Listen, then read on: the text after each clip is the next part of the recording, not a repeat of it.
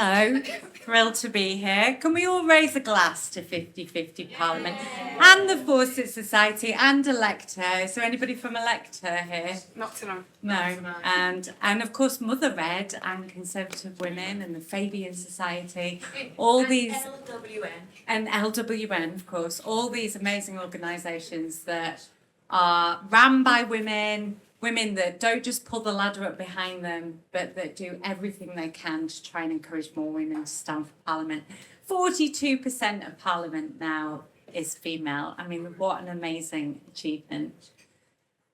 I did an interview last week for Women in Westminster, and I was asked by the interviewer which women in public life have inspired me when I was growing up. And just like the Prime Minister, I didn't have politicians on my wall. I didn't care about politics. I had no interest in politics whatsoever. I was born in Halifax, spent my formative years in Newcastle, which didn't just feel like a different city. It felt like a different continent from Westminster. Like, it felt so far removed from Westminster.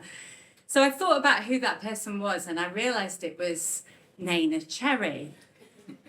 And she was just so unapologetically herself, so achingly cool.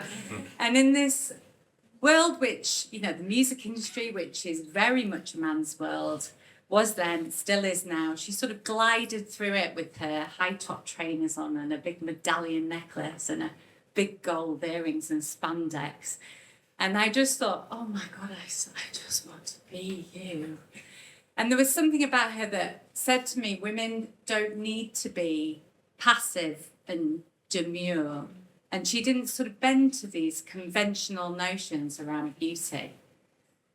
I still think Buffalo Stance is the best pop song ever written. And if you give me a few more glasses of wine, I will do the rap. I won't do it now because we haven't got much time for a few more, and I'm yours. But I think we also need to talk about the song Man Child,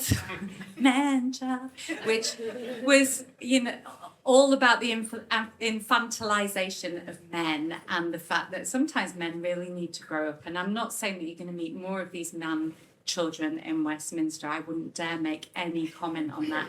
But it's one of the reasons why I'm so pleased we've got so many women now in Parliament.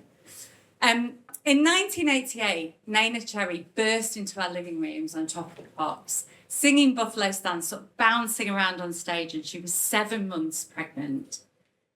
And I was 9 years old at the time, so I didn't realise the cultural significance of this.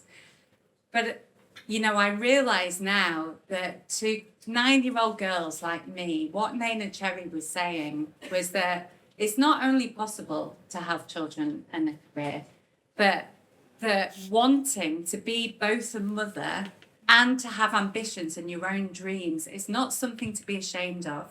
It's something we should all absolutely be celebrating. And that message clearly resonated with me, because when I got pushed out of my job for daring to procreate, I set up a charity called Pregnant and Screwed to try and help women who experience that type of discrimination, but to remove the barriers to work for women. And so for all the new MPs that are standing in this room, I really hope that that message also resonates with you, and that you are keen to work with organisations like ours to make that dream a reality, because it isn't a reality for so many women, that they can fulfil their dreams and they can be mothers. And let's face it, it's good for everybody if we create a society where that is possible. Yeah. So I'm just going to end with some lyrics from Neneh Cherry's The Next Generation, which I think is very apt right now when we're talking about the next generation of Parliament.